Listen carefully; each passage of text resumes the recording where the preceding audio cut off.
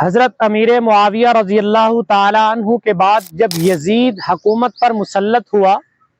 تو اہل کوفہ نے حضرت امام حسین رضی اللہ تعالیٰ عنہ کو خطوط بھیجے اور انہوں نے کہا حسین آپ کے ہوتے ہوئے ہم یزید جیسے فاسق اور فاجر شخص کے ہاتھ پر بیعت نہیں کر سکتے، آپ نواسہ رسول ہیں، آپ جو ہے وہ صاحبزادہ ہیں، آپ حضرت علی کے بیٹے ہیں، آپ سے بڑی فضیلت والا اس وقت کوئی نہیں ہے، آپ یہاں کوفہ میں تشریف لائیں، ہم لوگ آپ کے ہاتھ پر بیعت کریں گے۔ تو حضرت امام حسین نے مدینہ سے کوفہ جانے کے لیے پہلے مکہ کی طرف سفر کیا۔ جب مکہ میں پہنچے وہاں پر حضرت عمر رضی اللہ تعالی عنہ کے بیٹے عبداللہ ابن عمر اور زبیر کے بیٹے عبداللہ ابن زبیر نے کہا حسین الکوفی لا یوفی، کوفی جو ہے وہ وفا کرنے والے نہیں ہیں، آپ کے باپ کو کوفہ کے اندر شہید کیا گیا ہے، ان لوگوں میں وفا نہیں ہے، آپ کوفہ کی طرف نہ جائیں۔ یہاں تک کہ انہوں نے اتنے تک بھی کہا کہ یہ لوگ آپ کا خون کر دیں گے، ہم دیکھ رہے ہیں کہ آپ کو شہید کر دیا جائے گا، آپ نہ جائیں۔ حضرت حسین نے کہا اگر آپ لوگ یہ کہہ رہے ہیں تو پھر میں اپنے کزن اور اپنے قریبی رشتہ دار حضرت مسلم بن عقیل کو حالات معلوم کرنے کے لیے کوفہ میں بھیجتا۔ جب حضرت مسلم بن عقیل کو امام حسین نے کوفہ کی طرف روانہ کیا تو ان کے دو چھوٹے چھوٹے بیٹے وہ بھی ان کے ساتھ چلے گئے۔ جب حضرت مسلم بن عقیل کوفہ کے اندر پہنچے تو وہاں پر ہزاروں لوگوں نے راستے میں ہی ان کا استقبال کیا اور ان کے ہاتھ پر بیعت کی۔ تو حضرت مسلم بن عقیل نے جلدی سے ایک خط لکھا اور ایک تیز رفتار شاہ سوار کو یہ خط سپرد کیا کہ جا کے یہ خط حضرت امام حسین کو دے دیں اور ان سے کہیں کہ یہاں کے معاملات اچھے ہیں، لوگ آپ کے ہاتھ پر بیعت کرنا چاہتے ہیں، آپ یہاں تشریف لیں۔ جب وہ خط امام حسین کے پاس مکہ کے اندر پہنچا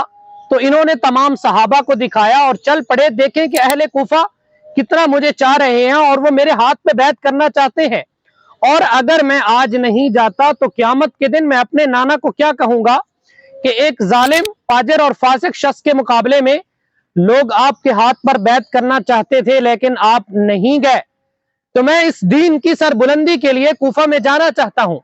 تو امام حسین نلنے کے لیے نہیں گئے، وہ اپنے خاندان کو، اپنی فیملی کو ساتھ لے کر چلے۔ جب راستے میں تھے تو یزید کو جب یہ پتا چلا کہ کوفہ والے میری حکومت سے پھر رہے ہیں اور وہ اہل بیت کو اس چیز کا حقدار سمجھتے ہیں، اس نے وہاں کا گورنر جو نعمان بن بشیر رضی اللہ تعالی عنہ ایک صحابی رسول تھے ان کو جو ہے عہدے سے ہٹا دیا، اور ابن زیاد جو کہ وہاں کا فاجر اور بہت ظالم قسم کا گورنر تھا وہاں اس کو گورنر مسلط کیا اور کہا کہ اہل بیت کے ساتھ بڑی سختی سے نمٹا جائے، جو لوگ میری حکومت سے پھرنا چاہتے ہیں ان کے ساتھ بڑے سختی سے مقابلہ کیا جائے، اگر وہ اس چیز سے باز نہیں آتے تو ان کا نام و نشان ختم کر دیا جائے۔ جب ابن زیاد کوفہ کا گورنر بنا اور اس نے اہل کوفہ کو جمع کیا اور ایک بیان کیا اور اس میں ان کو ایسی ایسی باتیں کی کہ آپ حکومت کے خلاف بغاوت کر رہے ہیں اور آپ جانتے نہیں کہ آپ کی سزا کیا ہے، تو وہ کوفی چونکہ پہلے سے منافق تھے تو وہ سارے جو تھے وہ مسلم بن عقیل کی بیعت سے پھر گئے، اور پھر ابن زیاد نے مسلم بن عقیل کا گھیرا تنگ کر دیا تو انہوں نے کہا دیکھیے ان لوگوں نے میرے ہاتھ پہ بیعت کی ہے، اگر آج یہ اپنی بیعت سے پھر چکے ہیں تو آپ میرا راستہ چھوڑ دیں، میں یہاں سے چلا جاتا ہوں۔ لیکن ابن زیاد نے کہا کہ اب یہ نہیں ہوگا، اب آپ سے نمٹا جائے گا۔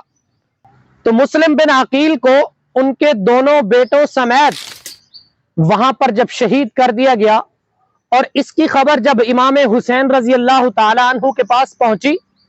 تو انہوں نے اپنے ساتھ والے قافلے کو کہا وہاں کے حالات بدل چکے ہیں، جن لوگوں نے بیعت کی تھی وہ اپنی بیعت سے پھر چکے ہیں، اگر آپ میں سے کوئی مکہ یا مدینہ کی طرف جانا چاہتا ہے تو میری طرف سے اس کو آزادی ہے۔ لیکن انہوں نے کہا حسین ہم آپ کے ساتھ چلیں گے، اور حضرت امام حسین چلے اور وہاں سے ابن زیاد نے 1000 کا لشکر امام حسین کے مقابلے میں بھیجا، اور راستے میں جب ان کا ٹکراؤ ہوا تو امام حسین نے ان سے 3 شرطیں رکھی۔ پہلی شرط یہ تھی کہ یا تو مجھے آپ بنا لڑائی کے یزید کی طرف شام میں جانے دیں، میں یزید سے بات کر لوں گا، اگر میری بات سمجھ میں آ گئی، اگر میں سمجھا کہ وہ واقعی اس امارت کو سنبھال سکتے ہیں اور وہ اسی دین پر ہیں اور وہ فاسق اور فاجر نہیں ہیں تو میں ان پہ ہاتھ پہ بیعت کر لوں گا، وگرنہ میں ان سے صلح کر کے چلا جاؤں گا۔ اور دوسری شرط یہ ہے کہ آپ میرا راستہ چھوڑ دیں، میں مکہ مدینہ کی طرف چلا جاؤں، اور تیسری شرط یہ کہ آپ مجھے کسی سرحد پر چھوڑ دیں. لیکن انہوں نے کسی بات پر عمل نہیں کیا. انہوں نے کہا ہمیں آپ کی کوئی شرط منظور نہیں ہے. اب آپ کی جو سزا ہے وہ یہی ہے کہ آپ ابن زیاد کے ہاتھ پر بیعت کریں. تو امام حسین نے کہا جو مسلم بن عقیل کا قاتل ہے، جو یزید جو ہے وہ اس قابل نہیں ہے کہ میں اس کے ہاتھ پر بیعت کروں. اور اس چیز میں کوئی شک نہیں ہے کہ یزید جو تھا وہ حضرت امام حسین کے پاؤں کی خاک برابر بھی نہیں تھا. تو ابن زیاد تو ایک ظالم اور فاسق آدمی تھا. تو امام حسین نے کہا پھر میں بیعت نہیں کروں گا، اگر آپ شہید کرنا چاہتے ہیں تو کر دیں. پھر اس دن 10 محرم کے دن عصر کی نماز سے پہلے نواسہ رسول جگر گوشہ بطول حضرت علی کے فرزند انجمن، جن کے بارے میں رسول اللہ صلی اللہ علیہ وسلم نے فرمایا جو مجھ سے محبت کرتا ہے وہ حسین سے بھی محبت کرے. یاد رکھنا اگر امام حسین جنت میں نوجوانوں کے سردار ہیں تو سردار کی اجازت کے بنا کوئی شخص جنت میں نہیں جا سکتا.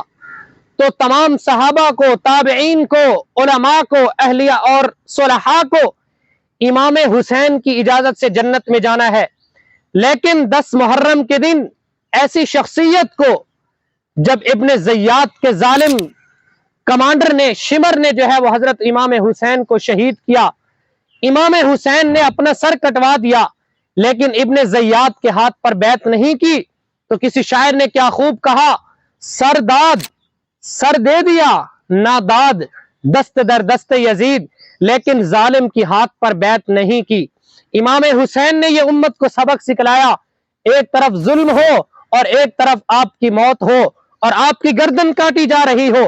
کبھی بھی ظالم کی اتباع نہ کرنا، اپنی گردن کٹوا دینا. امام حسین کا نام آج بھی زندہ ہے اور قیامت تک زندہ رہے گا. اور وہ یزید اور ابن زیاد وہاں سے لے کر آج تک ان پر لعنتیں بھیجی جا رہی ہیں. آج بھی ہمیں فخر ہے کہ ہمارا ایمان حسینی ہے اور ہم حسینی ہیں، امام حسین کے نقش قدم پر چلنے والے ہیں. اور پوری امت کے لیے یہ سبق ہے کہ امام حسین کے نقش قدم پر چلیں، ظالم کا ساتھ نہ دیں، مظلوم بن کر شہید ہو جائیں. ملتے ہیں نیکسٹ ویڈیو میں، تب تک کے لیے خدا حافظ.